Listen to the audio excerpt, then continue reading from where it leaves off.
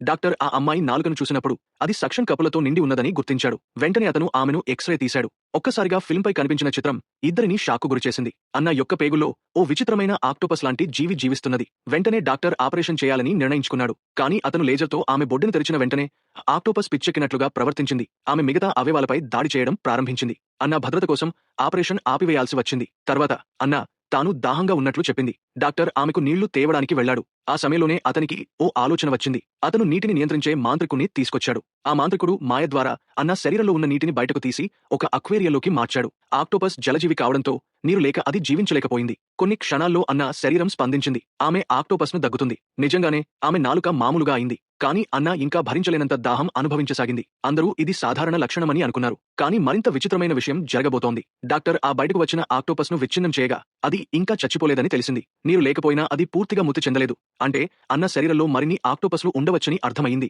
కొద్దిసేపటికే అన్న భ్రమలోకి వెళ్ళింది. ఆమె ఒక ఆక్టోపస్ తన మనస్సును నియంత్రిస్తూ ప్రతిరోజు 10 టన్నుల నీళ్లు తాగమంటున్నట్లు కలకంది. ఇది విన్న వెంటనే అన్న భయంతో మేలుకుంది. ఆమె ముఖం భయంతో నిండిపోయింది. అదృష్టవశాత్తు డాక్టర్ ఇంకొక ఆక్టోపస్ను కనుగొన్నాడు. ఈసారి అది అన్న మెదడులో దాగి ఉంది.